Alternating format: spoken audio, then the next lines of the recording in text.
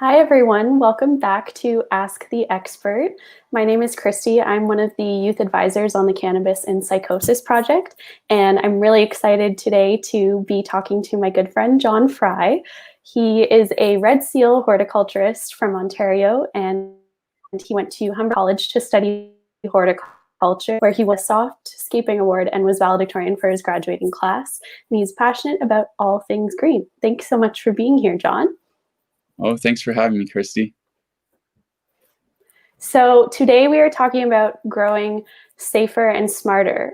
Cannabis cultivation is something that we haven't really talked about very much with Explore the Link, but when we had an opportunity to talk to Jon here about how to reduce some of the harms associated with growing your own cannabis, we really wanted to dig in and start the conversation. So before we get started, we did want to mention that there is some issues around the legality of personal cultivation of cannabis in Canada. So I'm going to send out a link in the chat to a map that has a lot of helpful information about cannabis legislation by province. And this link is an interactive map where you can find information about cannabis legislation by province. You can select different categories or topics to learn more about the differing rules in your location. And if you click on the personal cultivation topic, the map will show you where it is legal to grow cannabis for your personal use. So with the exception of Quebec and Manitoba, and with limited allowance in Nunavut, you can legally grow your own cannabis across Canada. So this map is a really great resource for any other questions you might have about cannabis legislation.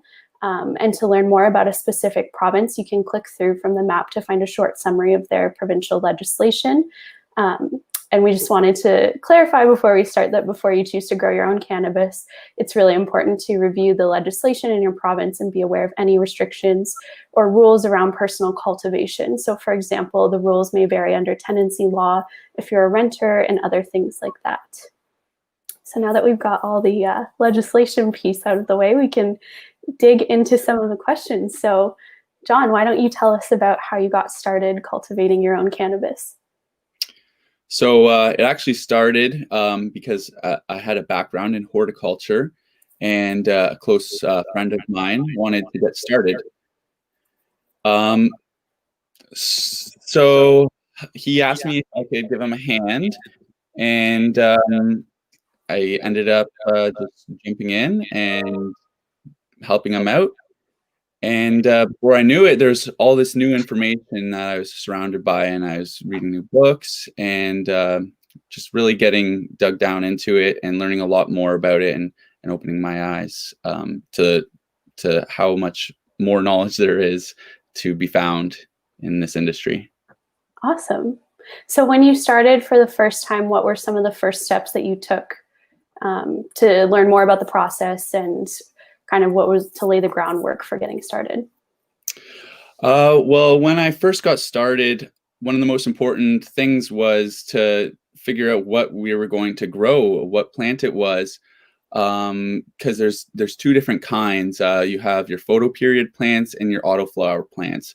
So if you're using an autoflower, pretty much just does everything for you. You don't have to adjust your light cycles. You don't have to worry about a lot of things that, like your temperatures and stuff, like you would with a photoperiod.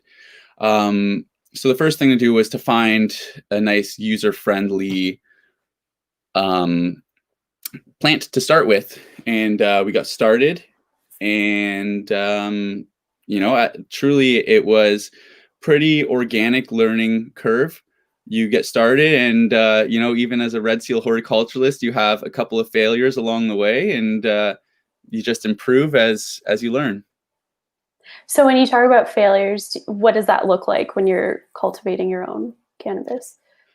Well, I guess a failure would look like a dead plant. So there's a little bit of a learning curve, especially when you're growing indoor versus somebody being used to growing everything outside in garden beds and stuff like that.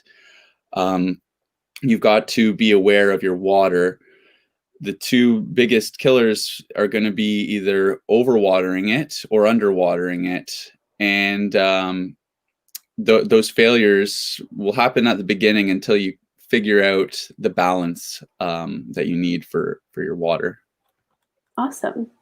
So when you first started cultivating cannabis, what were some of the things that you chose to do to kind of reduce some of the potential harms, say trying your cannabis that you cultivated for the first time, and yeah, trying out different strains and different potencies, that sort of thing? Well, one of the most important things is to know what you grow. When you purchase a cultivar, it will tell you what the maximum potential THC and CBD are in it. So if you know it says on the label 22% THC, that is the upward limit that you can hit with your THC. So just knowing what potential you have is very important. And of course, like consuming any kind of cannabis products, it's important you go low and slow. So you use a low dosage and you go slowly with your dosing. Only use things that you're sure of. If you're using fertilizers or pesticides, don't go to Home Hardware and buy something that says insect killer and spray it on your plants. It's important to use things that you're comfortable with and confident of putting into your body. And I think that that's really important to consider for safety. Something else that maybe people might look past is inspecting the product before you actually go through with consuming it, taking a jeweler's loupe and just looking at it and inspecting for mold or mites, any kind of contaminants that can really affect your product, and it could be a bad time. Now, I know you mentioned before, and this kind of ties into pesticides and something like that, but you've mentioned to me before that you knew someone who had used mite spray on their plant and it created big problems. So do you want to talk a little bit about pesticides and other things that you need to be a little bit more aware of and around safety? Yeah, of course. So like you were saying, I knew somebody who used a miticide on their plant, and their plant started browning around the edges and dying off. And they're saying, what the heck happened here? And it was because they had sprayed this plant with this high-grade pesticide. And homeowners can just purchase this at most garden centers or home hardwares, Canadian Tires, things like that. They're very easy to get your hands on, where if you're inside the horticulture or greenhouse industry, you have to have a license to spray these things in industrial applications. So it's important truly to try and avoid pesticides. If you look at a integrated pest management strategy, which is basically just a fancy way of saying the way to prevent extreme amounts of pest damage, the first step is to do physical controls. So if you start seeing a disease in your plant, you snip it out. If you start seeing insect damage in one centrally located area, you take off that piece. You do whatever you can physically to not only take away the pests, but also to minimize the chances that pests will get there in the first place. So if you're doing an indoor grow, it's very important that you keep a sanitary grow environment. You don't introduce foreign things that can contaminate your grow, because then you're going to have to go through the steps of your pest management strategy, which the very last thing you want to do is use any kind of synthetic pesticide. That's the last thing you want to do. And truly, for an agricultural product like cannabis, where you have a cycle that you're going to go through and it's going to finish within, around 6 to 9 months max, you don't need to be using a synthetic pesticide to treat it. Okay, great. Can you just explain just a little bit, because I maybe have missed this a little bit, but just what are some of the harms maybe associated with using a synthetic pesticide on cannabis plants? Or any plant? So pesticides are toxic. Most of them. There is some that are less toxic. They have a lower LD50. So your LD50 is the least lethal dosage, and some of them are less toxic than others, like something like neem oil or a horticultural spray or something like that. But when you start just going and picking up whatever you can get your hands on, you're starting to mix yourself up with all kinds of crazy chemicals that people are just patenting and selling, and they can cause real bad effects. They can cause toxicity because they're not meant for consuming. When you're using a pesticide in an agricultural application, there's a minimum amount of time that needs to happen between the spraying and the shipping out of your product to make it safe to use. And if you're a homeowner spraying a consumable product with it, and you don't know this time period, there's a chance that you could do some serious damage to yourself, physically, or even you could have some mental damage happen from it. And my understanding as well is that's not just if you're consuming the plant you cultivated, it could also be with improper storage or exposure as you're using it. A lot of different things can go wrong, unfortunately. Totally. Fumes, you can have a puncture inside of a can that is under pressure, and you go into the room and all of a sudden you're inhaling this dangerous chemical. All kinds of things can go wrong, which is why we really try to limit our exposure to any kind of pesticides or synthetic chemicals. Awesome. Thanks for sharing. Maybe we'll take a question from the chat, if that sounds good, and I will get this up on the screen here. So Kira says that she knows when she grows her own food or herbs, she has a much stronger connection to that produce and is much more mindful and appreciative. So she's wondering if you think there's any similar benefit to growing your own cannabis. Oh, that's a great question, Kira. And yeah, definitely. I think that there is a benefit like that.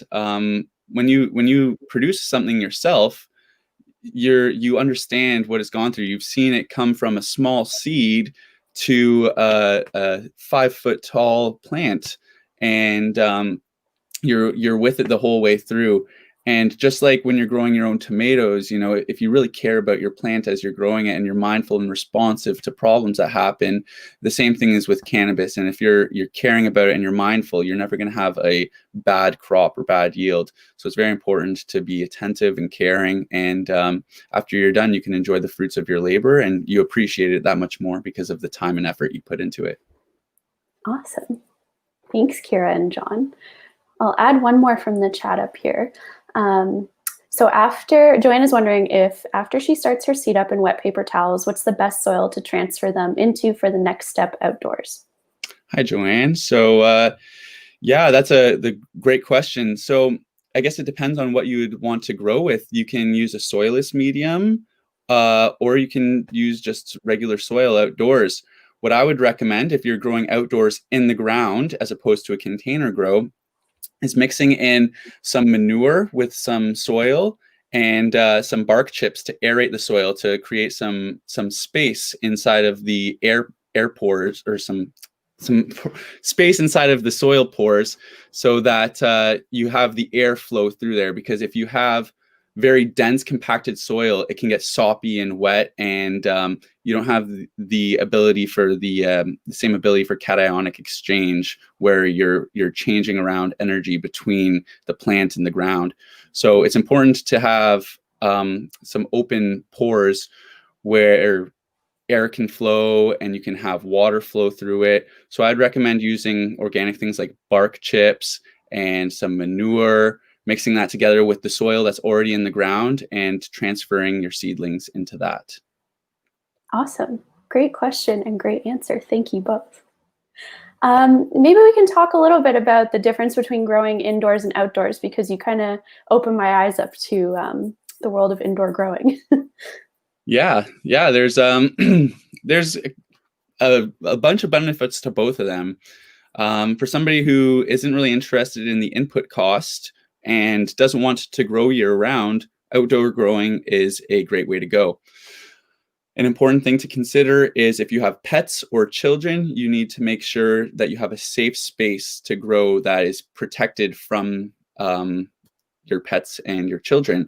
So you might want to set up some kind of fencing or other child-proof barrier and pet-proof barrier, so that both the important people and pets are safe, and your product is also safe from curious minds. So with outdoor growing, you have a lot less control over your environment. You don't have control over your humidity levels, over your light, over your temperature. But what happens is it grows. Plants are meant to grow outside in the sunlight. And so, your cannabis won't have a problem with it. There's not a sterile environment like there is inside. So there is the possibility of pests migrating from other yards to yours, and you can end up with some damage. Strong sunlight and storms can occur. So you have to be aware of all the potential environmental hazards when you're growing outside. When you're growing outside, you have a couple different ways that you can approach it. You can grow in a container where you would get like say a 5-gallon pot, and you would grow inside of that just above the ground. And growing like that, you don't have to water as often because the water doesn't spread out into the ground. It's more central and localized. Where if you're growing just in the ground, you're going to have to be more attentive to your plant because your water will run off a little bit faster. So you may have to water it more often. Now, if you're growing indoors, this is actually the ideal environment as opposed to outdoors, because you have full control over your growing environment. You can completely sanitize it and make sure you have no pests or anything like that coming in.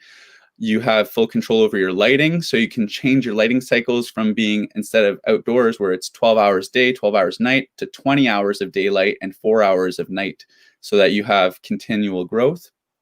You can change your humidity by either spraying some mist inside of it or adding a humidifier, putting rocks with some water in it, all kinds of ways of adjusting your humidity. Your temperatures. It's you have the ability to really customize your grow while doing it indoors, and it's also a lot easier to childproof. You just throw a padlock through your 2 zippers. You zip them together, throw a padlock through that.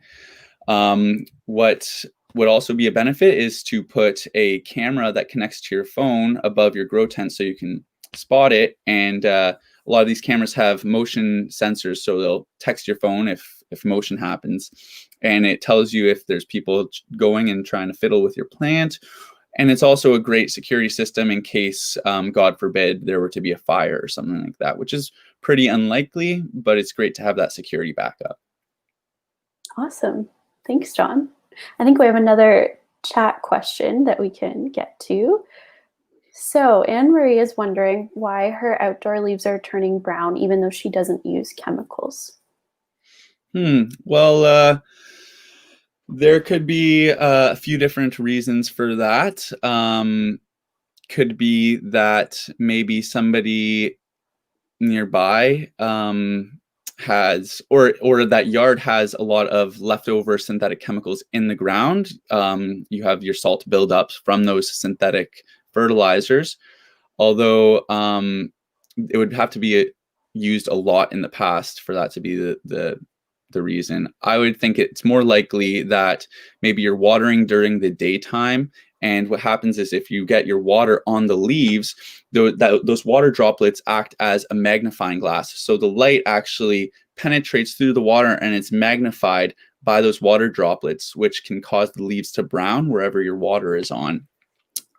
Another possibility is the strong sunlight. We have had a lot of very, very hot days recently, up to 42 degrees Celsius.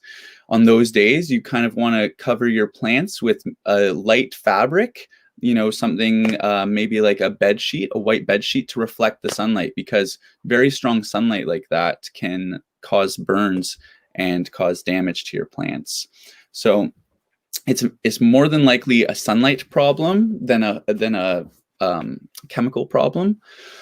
I would say to watch your sunlight, protect your plants from strong sunlight, and avoid watering during midday. Try and water during the evening and the early morning before the sun is too strong.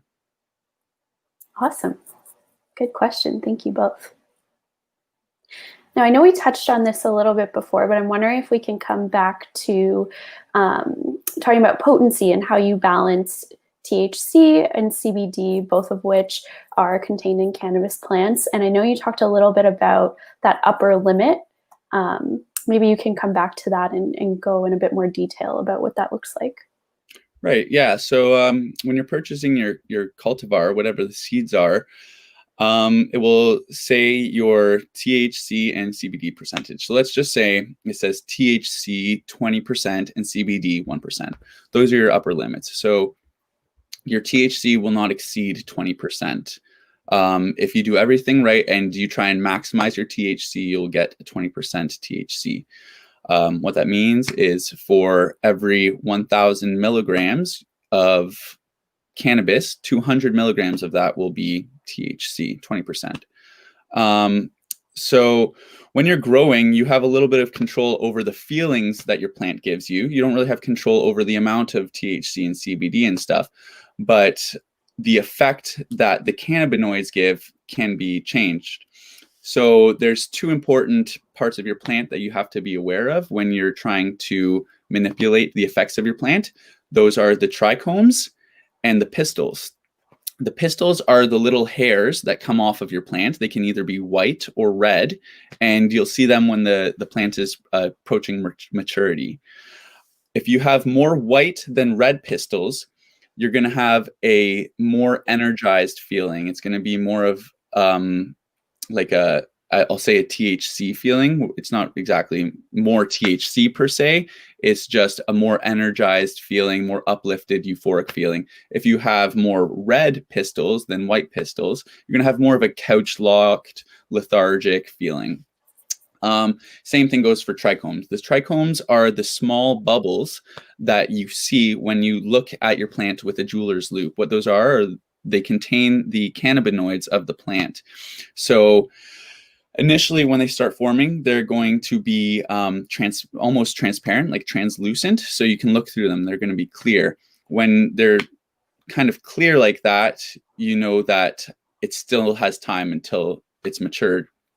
A lot of people who grow prefer it to be at about 50% milky and 50% clear for the maximum THC feeling. So the maximum uplifted, energetic, euphoric feeling. As it approaches this milky color, it can continue to mature and turn an amber color. So as your trichomes begin to turn amber, you're going to begin approaching that more lethargic, couch-locked feeling.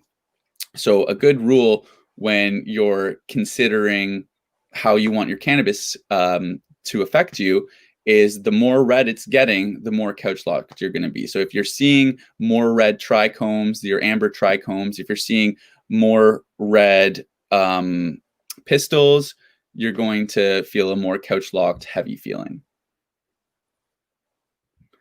Super interesting. Thanks, yeah, Jon. No problem. So one of the other thing I was kind of wondering that is not in the chat, but was just coming up when you were talking about this, is there any difference in growing an indica-based plant? Any difference in terms of how you cultivate those? Right. So sativa and indica have different growth habits. And indica is going to be a more short, stout plant, where your sativa is going to be a larger plant. Pretty much all of the plants we do grow these days are hybrids. We don't really have any pure indica or pure sativas, truly. Growing them is pretty much the same, truly, because, like I said, it is a hybrid. Maybe some will have a higher percentage of sativa family than an indica family, but they grow very similar. Yeah, they're not exactly different plants. They are what you would consider like species of the plant. So one is your cannabis indica and the other is cannabis sativa, but they both grow like cannabis and have similar growth habits. Awesome. Thank you. So when you were first starting to grow your own cannabis and to cultivate on your own, where did you find your information around how to get started and other safety information or information around legislation in your area, that sort of thing? So when I first got started, I found a very well educated person named Ed Rosenthal. He's an author, and he's been growing cannabis for a long time. And he wrote Ed Rosenthal's, it's called the Marijuana Grower's Handbook. And it's a 400-page grow Bible, as you might want to call it, where it covers pretty much everything you could have questions about. So I read that book front to back. That was a great starting point. And from there, YouTube has a wealth of information. Any questions you have, you can kind of look up. But as for my particular area, some of the legislation of where I could actually purchase seeds that were government approved and stuff, I found that information on justice.gc.ca. You can view the Cannabis Act on there, and it covers everything you need to know about the growing legislation, and any rules and questions you might have about that are covered there. Leafly.ca also is a great resource if you want to cover information on what cultivars you're growing. So if you see one that you're interested in and you want to read reviews about it or see what people think, they have thousands of users that post their experience and what they think about those particular cultivars. So Leafly was a great resource for discovering what we wanted to grow. And the OCS, Ontario Cannabis Store website, also has quite a wealth of information about harm reduction and using cannabis safely. And they have a great blog that you can read on, and it has a lot of great information that I recommend to read. Awesome. And if you're located in another province, you can also check out your province's cannabis store. And I used to live in BC, so I do know that other provinces have pretty comprehensive information available on their websites. We have another question from the chat. So Ray is wanting to grow CBD plants and is wondering what he should be looking for. Yeah, so you want to grow a CBD plant. That's great. I myself did the same thing. I would recommend looking into Dynafem seeds. So there's quite a bit of plants that you can find that are CBD. Dynafem was the original company to come out with a pure CBD plant, less than 1% THC. So they have the Dynamed plant, which is I believe 14% CBD and less than 1% THC plant. So if you look up that plant, you can try that out, and yeah, it's pretty much as pure as you're going to get for CBD. You can look around. I'm sure there's all kinds of new cultivars coming out every day, and just try out different ones and see what you like. If you find one that you think is great, we'd love to hear about it. Awesome. Thanks, Ray. So I had another question for you, just in terms of if growing and cultivating your own cannabis has affected your perspective on cannabis as a healthy alternative, say, to alcohol or other substances. Yeah, that's a great question. I mean, definitely it's influenced the way that I perceive cannabis. Before I got involved with cultivating it and seeing it through the process of its growth, it was just the product to me. I just saw the finished product. I didn't see the plant. I didn't see the seedling. I didn't see the seed. I didn't see the growth of it. And getting to see it through all of its stages of growth and through the life of the plant has really given me appreciation for what the finished product actually is. And it's kind of changed my perspective on what is being consumed, where you can't have that same relationship with alcohol. You can try brewing your own cider or your own beer and stuff, but everything that you're going to get to brew it is going to have to be purchase. You're going to have to purchase your yeast. You're going to have to purchase whatever your hops and everything you're adding into there. You could try and grow it all, and I'm sure some people do. That's awesome. But you can have a very unique relationship with your product when you're growing it, and you know exactly where it's coming from. You know exactly what is going into it, and so I think it's a lot easier to trust when it's coming from you. And if you're practicing harm reduction and you're using it responsibly, I think that it's a great alternative to alcohol. Awesome. We have a few questions we'll get to now from the chat. So we'll start with Molly, who has a great question. She is wondering what the difference is between a strain and a cultivar. Oh, that's a good question. You know, a lot of people actually have that same question. They might be wondering, what's this guy talking about, a cultivar? I've only heard of strains. And strain is kind of like a slang term, similar to how people used to call cannabis marijuana. There also came other words when we started describing the different species, or varieties would be a better word, of cannabis. So a cultivar is still cannabis, and it's still either indica or sativa. But what makes it unique is all of the qualities and characteristics that come along with that cultivar. It's the same as a strain. It's just a different word for strain. Awesome. Great question. And thank you for sharing. Next, we have a question from John. Do you have an opinion about soil types, and wondering what you may know about mixing cocoa and pro-mix type mediums? Yeah, that's great. Actually, good question. I personally love cocoa coir. Coir is a great growing media. We like using just pure cocoa, and we would pre-mix it with some amendments to give it a nice amount of nutrients. I guess it would depend on what your pro mix medium would be. If you're using like a BM3 or BM2 or something and mixing it in with the cocoa coir, I'm sure that would be great. Cocoa coir is great for drainage. You know, you toss your water in, really it doesn't have much water retention at all. It pretty well waters very quickly. So I would say if you're mixing cocoa and pro mix, you know, just I guess it depends on what you're looking for, because a cocoa is a soilless mix, so you'd probably want to mix it with a soilless pro mix, just to stay true to that, unless you're trying to just reduce how heavy of a soil mix that you have, and you want to mix in that coir. But I would recommend definitely using cocoa coir. Awesome. So we have a translated question from Mabel. She's wondering if you have any experience with medicinal cannabis, specifically for people with fibromyalgia, and if there's a type of seed or strain that is best.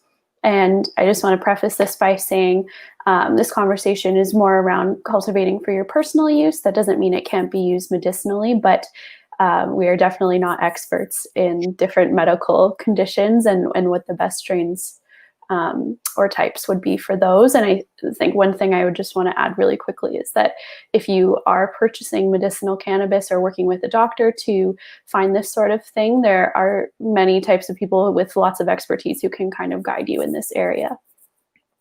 Totally. Yeah. Just like Kristy says, you know, I personally don't have experience with medical cannabis for people with fibromyalgia. And I personally wouldn't be able to recommend any particular seed or cultivar. Yeah, one thing I'll add here as well. So just a little bit about me. My background is that I have a master's degree in public health, and I've studied a lot around mental health and substances, specifically cannabis. And so because cannabis is new to be legalized in Canada, we're still catching up on a lot of the research piece around what it is and isn't effective for. So there may take a little bit of time before that research catches up to where we are now in terms of different types of medical uses and that sort of thing. So it's definitely a growing area to pay attention to different types of medical uses and different specific types of cannabis or strains and that sort of thing that would be best. Awesome. Is there any other tips and tricks that you've learned along the way as you've been cultivating your own cannabis or cultivars, now that we know what to call them, that you wanted to share with us? Yeah, definitely. And actually, something that I wanted to touch on too, just on jumping back a little bit, when we're talking about measuring your THC and your CBD and how you're going to influence that, there is an option to get an in-depth analysis of your cannabis profile. If you purchase a what's called a CAT, which is a cannabinoid analysis test, you can. I personally have no experience using them. I'll preface it with that. However, I have done some research into it, and I've found a very highly reviewed one called the Alpha Cat. And this test tests CBD, CBN, CBG, CBC, and THC and THCV. Only 1/10 of a gram is needed, and it takes a little bit over 30 minutes, but it gives you the full profile analysis of your cannabis. So, if I had a tip for those people who really want to know exactly what they're consuming, it would be you can buy one of these kits and totally know exactly what's going into your body.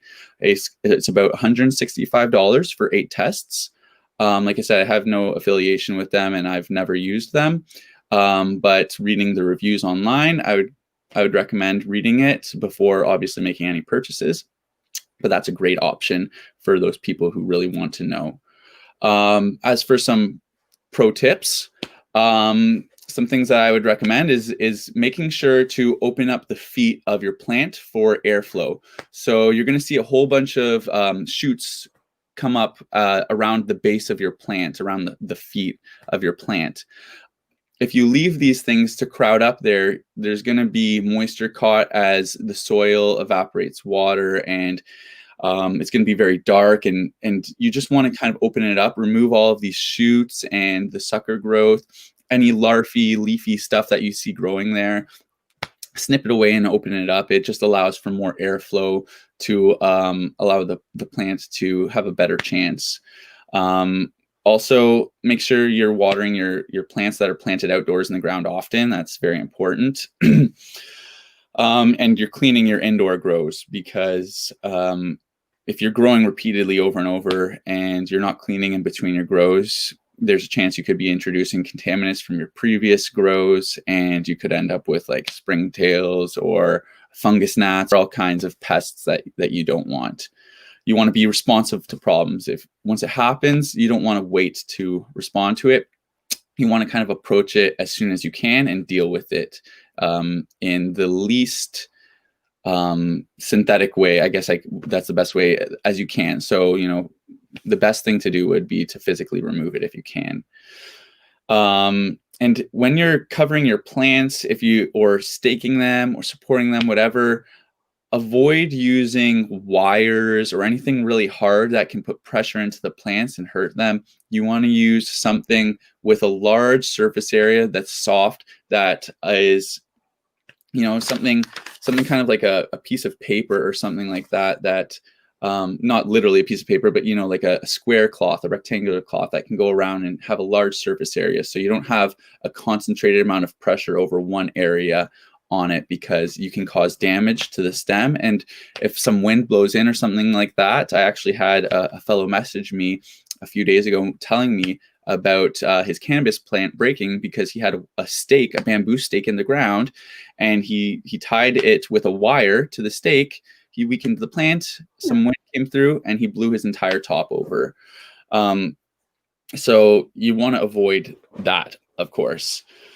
When you're watering, or you're looking about your water source, try and ensure that your water source is not transparent. You don't want sunlight coming into where your water source is that you're keeping water. So say you have a jug of water, you don't want sunlight hitting it, because sunlight can encourage the growths of algae or like whatever kinds of microbial life, and that can cause problems. So if you can keep it protected from the sunlight, that would be a great step in harm reduction and preventing these growths and future problems. And something that I think is important to say again is inspect your product. Take a look at it with a loupe or a jeweler's loupe or something. Make sure there's no fungus on it. There's no mold. There's no insects inside of it. Mold likes growing in cold, damp, and dark places. So avoid putting your cannabis in cold, damp, and dark places.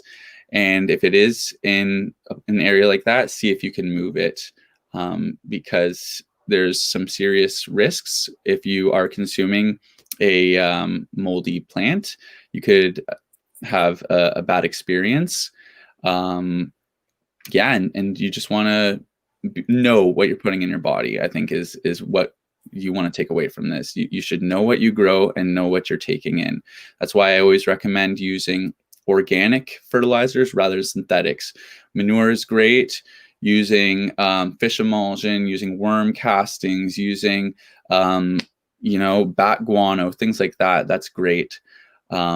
It's much better if you know what you're putting into your body than just going to the store, grabbing a container of Miracle-Gro, throwing it on your plant, and just letting it happen, because you don't really know what you're taking in. Yeah, awesome. Those are really great tips, and maybe I'm going to put you on the spot here for a minute, but maybe we can summarize those in a blog post later to share on our website so that people can come back and have access to those. Yeah, for sure. Awesome. So we'll take a few more questions from the chat. So John is wondering if you use topping or fimming. Fimming techniques. Sorry, not a horticulturist. And if so, any opinion on which yields better? Yeah, so I've topped some plants. I personally don't fim them. I prefer low stress training. So topping would be when you just cut off the top of it, and when you cut off the top of your plant, it has like a hydra effect where you'll have more shoots coming up out of it. You'll have a couple more grow out. And fimming is when you kind of break it off early. I don't really actually know that much about fimming. I've heard of some colleagues using it. I personally have never used fimming. I prefer scrog, which stands for screen of green. So what you can do is you take a net and you put it over top of your plants. And then what you'll do is as your plants grow up into the net, you bend it over. And what happens is you're spreading out your plant, but allowing more shoots to come up, because as you lower it, your plant fights for what's called apical dominance. So another shoot will try to come up and be the dominant shoot. And as that shoot grows up, you take it and you bend it over into the screen as well. And another shoot will come up and fight for apical dominance. So that's one recommended method that I have, and it's pretty low stress. I prefer not to stress my plants out, and topping can put quite a bit of stress. Same with fimming. I'm sure it's very effective. It's not the way that I like to do it, though, personally. Also, low stress training is a great technique. So what you would do is you would take a soft garden wire, for example. So it would be one of those rubber coated wires that's very thick rubber, so you're not harming the plant. And you would take it and bend it over, similar like scrog, and attach it to the bottom of your container, or maybe to a stake in the ground. So you're lowering it down, spreading out the plant's width. But when you do that, you're lowering it and another shoot will come up, fighting for that apical dominance, and you tie that one down. And you can only do that while they're young and tender and malleable. And as they start to harden off, you lose the ability to bend it over. You don't want to snap it. But those are some ways that I like to increase my yields. And I find those low stress techniques work really well. Topping is, it's pretty proven that it does a good job and it makes a more dense bud. But I guess it's all about what you want to grow. And there is the possibility, depending on what you're growing and how much you're transplanting and whatever, that you could put too much stress under your plant and it could completely abandon the budding cycle. So, if you're doing that, make sure, other than when you're doing those high stress techniques like topping and fimming, that you aren't putting your plant under too much stress. You're not forgetting to water it. You're not forgetting to feed it. You've got to kind of stay on the ball when you're using techniques like that. Awesome. Great question. Okay. Ray is wondering what some reliable sources are for getting CBD seeds, and maybe seeds in general. I think this is a good one that we could answer. Yeah, so for getting seeds in general, there's all kinds of sources, and it depends also on your province's legislature on whether you have to go through their specific stores or if you can just purchase them from a seed vendor. I would recommend, if you're going to be, if you're in Ontario and you're purchasing CBD seeds, I would recommend going through Dynafem. Excuse me. They have the Dynamed seeds, which are the ones that I recommended before, which are about 14% CBD with less than 1% THC, and they grow great. They have a short growth habit, about 24 to 30 inches, and they're much more of a wide plant. They fill out and they thicken up nicely, and they're very dense. And, if you're just looking for seeds, definitely search Ontario or British Columbia or Yukon seeds, and you can find government approved seeds people who are allowed to be selling them. And you just want to make sure, depending on your province, that you're shopping around for that specifically. In Ontario, we're pretty lenient with that, but I don't know about other provinces. Yeah, if you're ever not sure, on the same website you mentioned, the justice.gc.ca, where the Cannabis Act is, you can also look up legislated suppliers that are in each province. So if you're ever not sure, say you're coming across something online, you're not sure if this is a licensed store, you can very easily look it up through the government website. Good question, thank you. So John is wondering what type of amendments you use, and are these safer for smoking? Yeah, so again, I'm not affiliated or endorsed by any companies or anything, but I prefer Gaia Green organic supplements or amendments. They are always 100% organic, so they'll use things like bat guano, bone meal, they'll use fish emulsion, they'll use worm castings, things like that. So I would recommend looking into Gaia Green organic amendments. And every ingredient, if you look on the back, they'll have mixes. They have like Pro Bloom, all purpose, things like that. You want to pick your amendments based on what cycle you're in. So, if you're just starting out to your grow, you'll want to use your all purpose. And then as you get into flower, grab like a Super Bloom amendment. But if you're looking at the ingredients list, what's great about it is you'll recognize everything that you read. And that's really what's important to me, is that you can read the ingredients and know what it is that you're putting into your plants. As for being safer for smoking, there's a lot of debate around whether synthetic fertilizers are harmful for your health. And not only within the cannabis industry, but within agriculture in general. And it's debated because people haven't really came across a solid answer yet. So I don't have a solid answer for whether it's safer, but I personally feel more comfortable using something that I know comes from nature and is meant to go back into nature. That's just my comfort level. Some people are comfortable using synthetic amendments. And I say just, follow your heart and do what you feel safe doing. Yeah, and I think this is another area where the research is on its way to catching up, but it's not quite there yet. So we may not have a firm answer for you now, but I'm sure in the near future, someone will be able to provide a little more clarity around that question. Totally. We'll go to your next question as well, John, just around, should pruning paint be used to seal the stem? Oh, see, that's a very controversial question, and that's a great question. I personally don't recommend pruning paint. I work professionally as both a horticulturalist and an arborist, as well as doing home cultivation of cannabis. And within my industry, there is a lot of dispute on pruning paint in general in horticultural applications. When I'm pruning trees, doing work on those, we never use pruning paint because trees naturally produce hormones to produce what's called coated, which will roll over the cuts and the stems. Same thing with plants. They naturally will heal over these wounds. What you would want to do if you have a break is, depending on if you can put the plant back together, you could possibly do almost like a graft where you lift it over and you support it using a stake and a nice comfortable support for it. So like I said, that garden rubber coated wire would be nice. And then you can just use grafting tape to go around it and hope that the plant will seal back together using that grafting tape. What you can also do, if it's broken off and there's no chance of grafting it back together and hoping that those the xylem and phloem reconnect and continue growing, is you can just use your secateurs, your pruning shears, and just snip it to create a nice even cut.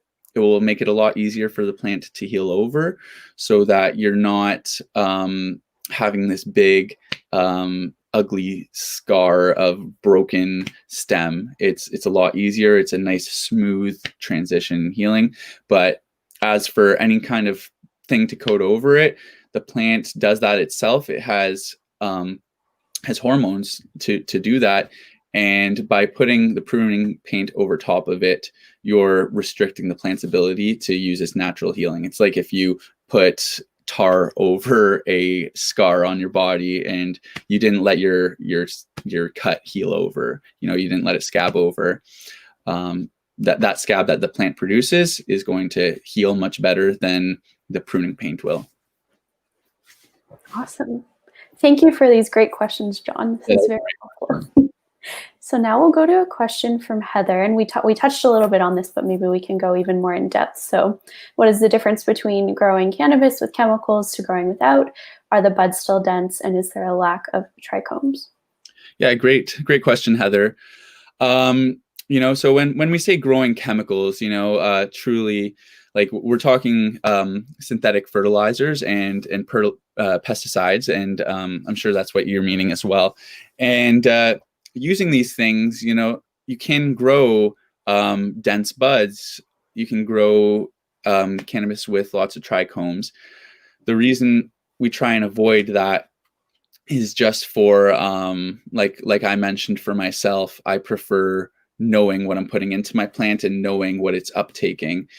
You can still grow beautiful plants that have dense buds with a synthetic fertilizer. That's why they sell so well. Miracle Grow is a top seller because it works really well. And if you're growing flowers in your garden, I would 100% recommend you use it at its recommended application rate. If you're using too much of it, it will leach through the soil into our water table and can cause like some toxicity and poisoning to our environment. We don't want to cause environmental damage. So we use it at the recommended application rate. But personally, in my own personal experience, I prefer to use organic amendments because I feel more comfortable with it. Is it more effective than using synthetic fertilizers? Well, that's debatable, and people are going to continue to debate that, and that's the way it goes. So yeah, you can still grow beautiful plants using synthetic fertilizers and even, unfortunately, using pesticides, but I do not recommend using pesticides. And if you feel comfortable using synthetic fertilizers, that's more okay than using pesticides. And just to her other questions as well, so do the buds still turn out dense, and is there a lack of trichomes? Yeah, no, they can still turn out dense. They like I said, the plants can still be great plants. You can still have nice dense buds, and you can still have plenty of trichomes with great development. It won't impede the development of your plants at all. It will still produce like it's supposed to. Awesome. Good question. Thank you, Heather. So we have another question from Mabel that I may take the first stab at if that's okay. So given that this plant can be used for both medicinal and recreational purposes, what is the effect of recreational or leisurely smoking in adolescence? So our recommendation at Exploring the Link is that you delay use while your brain is still maturing. And from what we know, the brain is still maturing up to age 25. So if you're using cannabis when you're quite young and you're an adolescent, it can really affect your brain development and can potentially cause problems. Keeping that in mind, everyone is different, so it's going to affect different people differently, but the general recommendation and part of the reason why the age limit is 19 or higher, is that because it's such a sensitive period of development and the potential for something negative to happen is higher in adolescence, we generally recommend delaying use until you're older, as well as using lower THC, especially while your brain is still developing. And if you're not sure what you're doing, or it's your first time trying, or that sort of thing, I think Jon said this earlier, but you go slow and start low. So that's so in general, for exploring the link, and just personally, we don't recommend use in adolescence. We really recommend. Do you have anything you want to add there, Jon? I think you totally hitting the nail on the head there. It's definitely something that you want just to give yourself the best opportunity you can to develop mentally. Awesome. Good question. I think you've answered all of my questions, Jon. I feel like I could go plant a whole garden now with all the knowledge you've shared. Is there anything else you want to leave us with in the last few minutes as we wrap up our Ask the Expert session for this evening? I guess I'll just leave you with the idea that when you begin growing, it's natural to have some failures and to have some plants die, and to not let it discourage you, because every single one of those failures brings you closer to success. And if you're just beginning, then you have a much higher chance, unfortunately, of failure. But as you continue to learn, you're going to become better. And before you know it, it's going to be like second nature. It's not rocket science. And anybody can do it if you have the proper space and the right attitude. And so I think it's important to embrace it with a student mindset and be just ready for failures, and to look at each failure as a step towards success. Awesome. And do your research. I think I was hearing that a lot from you. Yeah. Yeah, take your time. Make it a lot more likely for success if you're doing your research. Yeah. Awesome. Okay, one last question, totally optional if you want to answer. Oops. Thanks, Kelly. Do you have a personal favorite strain and why? And again, totally optional question. Personal favorite. Truly, no, I don't think I do. No, I think that there's a lot of different cultivars out there with a lot of different reasons for using them, whether you're looking for an uplifting, energetic experience, or whether you want to chill out on the couch and eat a bag of chips and watch a movie. I think it all depends on what you want to do. And, it's not a one size fits all kind of thing. So I think you kind of got to look around. Obviously going low and slow when you're doing anything that you've never done before. And yeah, just I think that it's great to look around. If you're looking for something new to try growing, maybe there's an award-winning cultivar called Gorilla Glue #4, and people seem to love it. So, if you want to grow a plant that's won lots of cannabis cups, try growing Gorilla Glue #4. Apparently it's really good.